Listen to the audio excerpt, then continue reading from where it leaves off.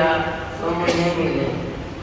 हे भव भय भंजन, श्री कृष्ण जी से किशोरदास मांगता है, हे प्रभु, गीता ज्ञान के उच्चारण करने से तुम्हारे भक्त पूर्ण ब्रह्म को पाते हैं। प्रभु, मैं आपकी शरण में पड़ा हूँ।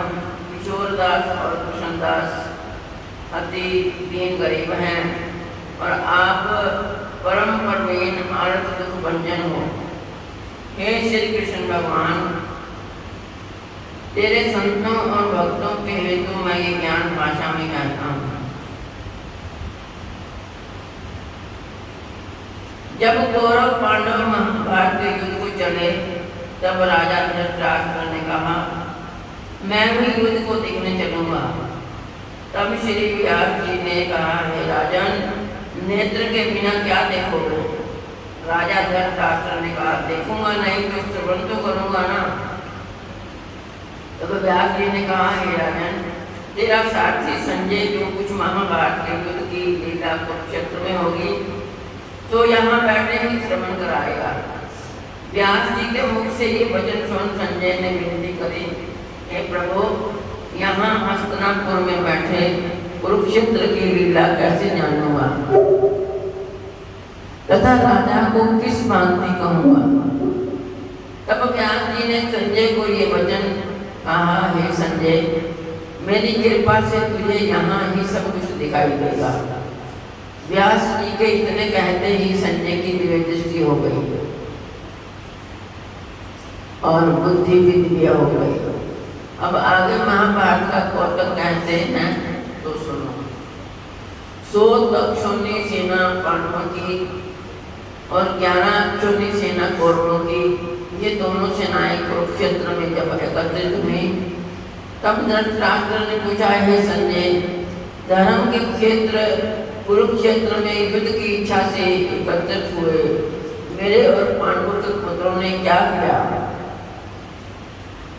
संजय ने कहा, पांडवों की सेना को व्यूही देखकर दुर्योधन आचार्य द्रोण के समीप जाकर कहने लगे, हे आचार्य, देखिए, आपके शिष्य बुद्धिमान द्रुपद पुत्र ने पांडवों की बड़ी सेना की कैसी रचना की है। इस सेना में अर्जुन, भीम जैसे बड़े बड़े धनुर्धारी वीर, विराट, महारथी द्रुपद, धृष्टकेतु, चेकिस्तान, बलवान काशीराज, पुरजित कुंती भोज, नरों में श्रेष्ठ शौर्य, पराक्रमी युद्धाभिमन्यु, बलवान उत्तमौजा अभिमन्यु और द्रौपदी के पुत्र सब के सब महारथी हैं। हे ब्राह्मण श्रेष्ठ, आपके स्मरणार्थ अब मैं अपनी सेना के प्रधान सेनापतियों के नाम बताता हूँ। आप विषम, कर्ण, युद्ध विजय, कृपाचार्य, अश्वत्थामा, विकर्ण, सोमदत्त का पुत्र भूरिश्रवा और बहुत से शूरवीर मेरे लिए प्राण तक देने को तैयार हैं। ये लोग शस्त्र चलाने में अति निपुण हैं। हमारी सेना को जिससे भीषम रक्षक हैं, अपरिमित बल है और उनकी सेना जिसके भीम रक्षक हैं, थोड़ा बल है। अब आप अपने मोर्चों पर सावधान रहकर सेनापति की रक्षा कीजिए। भीषम पितामह ने दुर्योधन को प्रसन्न करते हुए और ऊंचे स्वर से गरजते हुए शंख बजाया। फिर वहां चारों ओर शब्द, नगाड़े, ढोल, गोमुख आदि बातें बजने लगे, जिसका बड़ा भयंकर शब्द हुआ, जिसके अनंतर श्री कृष्ण और मानव अर्जुन ने दिव्य शंखों को बजाया। श्री कृष्ण ने पंचजन्य और अर्जुन ने भी देवदत्त नामक शंख को और भीषम कर्ण करने वाले भीम ने पौंड्रक नाम बड़े शंख को बजाया। उनके पुत्र राजा युधिष्ठिर ने, अनंत विजय नकुल ने, सुघोष, सहदेव ने मणिपुष्टक और धनुर्धर काशीराज, शिखंडी, धृष्टद्युम्न विराट, अपराजित, सत्यकी राजा द्रुपद और द्रौपदी के 5 पुत्र और महाबाहु अभिमन्यु, इन सब वीरों ने अपने अपने शंखों को बजाया। उन शंखों के भारी शब्द से आकाश और पृथ्वी गूंज उठे और धृतराष्ट्र के पुत्रों के हृदय कांप उठे। हे राजन, अर्जुन ने कौरवों को युद्ध के लिए प्रस्तुत देखकर धनुष उठाकर श्री कृष्ण जी से कहा कि हे अर्जुन, मेरा रथ दोनों सेनाओं के बीच में खड़ा कीजिए, जिससे मैं युद्ध करने वालों को देख लूं। और इस रणभूमि में मुझे किन किन के साथ युद्ध करना चाहिए। दुर्बुद्धि दुर्योधन से प्रीति करने वाले जो युद्ध के लिए यहाँ एकत्रित हुए हैं, उनको देखूंगा। संजय ने कहा, हे राजन, अर्जुन की बात सुनकर श्री कृष्ण ने भीष्म, द्रोण आदि वीरों के सामने उत्तम रथ को खड़ा करके कहा, हे वीर, युद्ध के लिए उद्यत इन कौरवों को देख लो। अर्जुन ने चाचा, पापा, गुरु, मामा, भाई, पुत्र, पौत्र, मित्र, ससुर और सब जनों को शस्त्रों से सुसज्जित खड़े देखा और उसने इन दोनों सेनाओं में अपने ही संपादों को देखकर परम दयालु हुए ये वचन कहे, हे कृष्ण, युद्ध की इच्छा से आए हुए इन अपने बंधुओं को देख मेरे अंग ढीले होते जाते हैं और मुख सूखा जा रहा है, मेरा शरीर विकल होता है, गांडीव हाथ से गिरा जाता है। हे केशव, मुझ में यहाँ खड़े रहने की समर्थ नहीं है और सब लक्षण में उल्टे देख रहा हूँ और संग्राम में अपने सब जनों का वध करके कोई लाभ नहीं होगा। हे कृष्ण, मैं जीत, राज्य और सुख भी नहीं चाहता हूँ। हे प्रभु, हमको राज्य, भोग तथा जीवन से क्या काम है? क्योंकि जिनके लिए राज्य, भोग और सुख की इच्छा की जाती है, वे सब इस युद्ध में प्राण और धन की इच्छा छोड़ मरने को तैयार हैं। और आचार्य, पिता, पुत्र, पितामह, माता, ससुर, पुत्र, साले और संबंधी ये सब मुझे मारे तो भी मैं, हे मधुसूदन, मैंने मरने की इच्छा नहीं करूँगा। हे जनार्दन, त्रिलोकी के राज्य के लिए भी मैं इन्हें मारना नहीं चाहता, फिर इस पृथ्वी के राज्य के लिए तो कहना ही क्या है। हे जनार्दन, धृतराष्ट्र के पुत्रों को मारकर हमारा क्या भला होगा, इसलिए हमें अपने भाई धृतराष्ट्र के पुत्रों को मारना अनुचित है। हे माधव, सब जनों को मारकर क्या हम सुखी हो सकते हैं? ये सब लोग के वशीभूत हैं और कुल के नाश करने तथा मित्र द्रोह करने में पाप को नहीं देखते। कुल नाश के दोष को जानते हुए भी हमको इस पातक से क्यों नहीं दूर रहना चाहिए? कुल का नाश होने से कुल के प्राज्ञ धर्म नष्ट हो जाते हैं, फिर धर्म नाश होने से कुल में पाप पड़ता है। हे कृष्ण, पाप से कुल की स्त्रियां व्यभिचारिणी होती हैं, जिससे वर्ण शंकर संतान उत्पन्न होती है। वह वर्ण शंकर के पुरुषों ने कुल को नष्ट किया है, उनको तथा उस कुल को नरक में पहुंचाते हैं, क्योंकि श्राद्ध, तर्पण आदि बंद हो जाते हैं। वर्ण शंकर बनाने वाले दोषों से, कुल ध्वंसकों से जाति धर्म और कुल धर्म निरंतर नाश होते हैं। हे जनार्दन, मैंने बराबर सुना है कि कुल धर्म नाश होने से निश्चय नरकवास करना होता है। हम बड़ा पातक करने को तैयार हैं, जो राज्य सुख के लोभ से सब जनों को मारने की कोशिश कर रहे हैं। शास्त्रों को धारण किए हुए धृतराष्ट्र के पुत्र यदि मुझे शस्त्र रहित और उपाय भी को रणभूमि में वध कर डालने तो मेरा बहुत कल्याण है। संजय ने कहा, हे राजन, ये कहकर दुखित होकर अर्जुन ने धनुष्मान फेंक दिया और रथ के पिछले भाग में जा बैठा।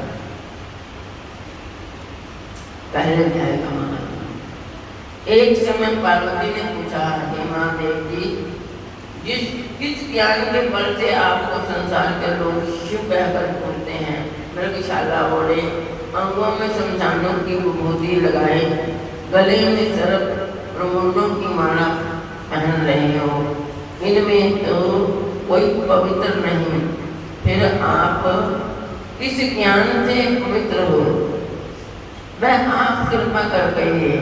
श्री महादेव जी बोले, हे प्रिय, सुनो, गीता ज्ञान को हृदय में धारण करने से मैं पवित्र हूँ और उस ज्ञान से मुझे बाहर के कर्म व्याप्त नहीं। जब पार्वती ने कहा, हे भगवान, जिस गीता ज्ञान की आप ऐसी स्तुति करते हैं उसके श्रवण करने से कोई कृतार्थ भी हुआ है? तब महादेव जी ने कहा, इस ज्ञान को सुनकर बहुत जीव कृतार्थ हुए हैं और आगे भी होंगे। मैं तुझको एक पुरातन कथा कहता हूँ, तू श्रवण कर। एक समय पाताल लोक में शेषनाग की शैया पर श्री नारायण जी नैन मूंद कर अपने आनंद में मगन थे। उस समय भगवान के चरण दबाती हुई श्री लक्ष्मी जी ने पूछा, हे प्रभु, निद्रा और आनंद उन पुरुषों का व्यापता है जो जीव तामसी हैं, फिर आप तो तीनों गुणों से अतीत हो, आप जो नेत्र मूंद रहे हो, ये मुझको बड़ा आश्चर्य है। श्री नारायण जी बोले, हे लक्ष्मी, मुझको निद्रा आलस्य नहीं व्यापता। एक शब्द तुम जो भगवत गीता है उसमें जो ज्ञान है उसके आनंद में मगन रहता हूँ। जैसे 24 अवतार मेरे आकार रूप हैं, ऐसे ये गीता शब्द रूप भी अवतार है। इस गीता में ये अंग है, 5 अध्याय मेरा मुख है, 5 अध्याय मेरी भुजा है, 11वां अध्याय मेरा हृदय और मन है, 16वां अध्याय मेरा उदर है, सहस्त्रवां अध्याय मेरी जंगा है, 18वां अध्याय मेरे चरण है। सब गीता के जो श्लोक हैं सो मेरी नाड़ियाँ हैं, जो गीता के अक्षर हैं सो मेरे रोम हैं।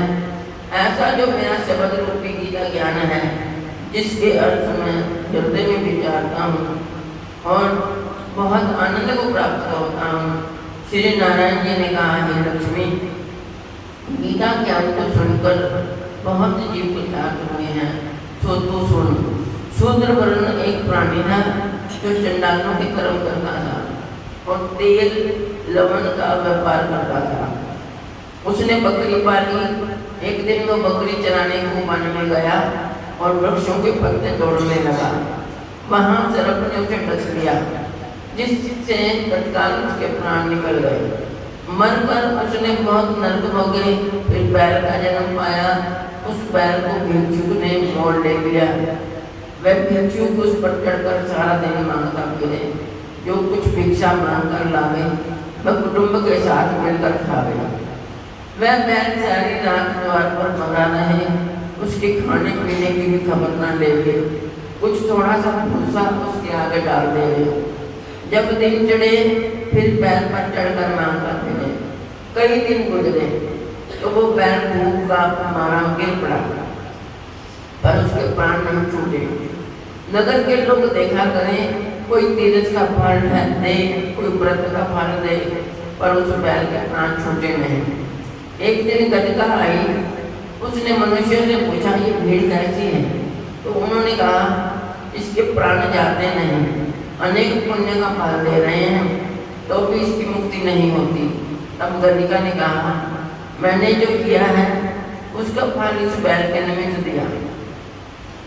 इतना कहते ही बैल की मुक्ति हुई। तब बैल ने एक ब्राह्मण के घर में जन्म लिया। पिता ने इसका नाम सुशर्मा रखा। जब बड़ा हुआ तो पिता ने इसको पढ़ाया। तब उसको पिछले जन्म की सुध रही थी। इसने एक दिन मन में विचार किया, जिसे गणिका ने मुझे बैल की योनि से छुड़ाया था उसका दर्शन करूंगा। विप्र चलता चलता गणिका के घर गया और कहा, तू मुझे पहचानती है? गणिका ने कहा, मैं नहीं पहचानती, तू कौन है? मेरी तेरी क्या पहचान है? तू विप्र और मैं वैश्य। तब विप्र ने कहा, मैं वही बैल हूँ जिसको तुमने अपना पुण्य दिया था। तब मैं बैल की योनि से छूटा था। अब मैंने विप्र के घर में जन्म लिया है, तू अपना वह पुण्य बता। गणिका ने कहा, मैंने अपने जाने कोई पुण्य नहीं किया, पर मेरे घर एक तोता है, वह कुछ पढ़ता है, मैं उसके वाक्य सुनती हूँ। उस पुण्य का फल मैंने तो तेरे निमित्त दिया था। तब विप्र ने तोते से पूछा कि तू सवेरे क्या पढ़ता है? तोते ने कहा, मैं पिछले जन्म में विप्र का पुत्र था, पिता ने मुझे गीता के पहले अध्याय का पाठ सिखाया था। एक दिन मैंने गुरुजी से कहा, मुझको तुमने क्या पढ़ाया है? तब गुरुजी ने मुझे शाप दे दिया था कि तू सुबह हो जा। तब मैं सुबह हुआ। एक दिन बंदर मुझे पकड़ ले गया। एक विपर ने मुझे मोड़ लिया। वह विपर भी अपने पुत्र को गीता का पाठ सिखाता था। तब मैंने भी वो पाठ सीख लिया। एक दिन विपर के घर की ओर कूद पड़े। उनको धन प्राप्त ना हुआ तो पिंजरा उठा ले गए। उन चोरों की ये गणिका मित्र थी, मुझे इसके पास ले आए। सो मैं नित्य गीता जी के पहले अध्याय का पाठ करता हूँ। वही ये गणिका सुनती है, पर इस गणिका की समझ में नहीं आता। जो मैं पढ़ता हूँ वही पुण्य तेरे निमित्त दिया था। सो हे लक्ष्मी, गणिका ने भी भले काम ग्रहण किए, नित्य प्रति स्नान करे और गीता के पहले अध्याय का पाठ करे। इससे उसकी मुक्ति हुई। श्री नारायण जी ने कहा, हे लक्ष्मी, जो कोई अजान कर भी गीता का पाठ करे, ये श्रवण करे, उसको भी मुक्ति मिलेगी। बोलो गीता महात्मा की जय। अल्लाह को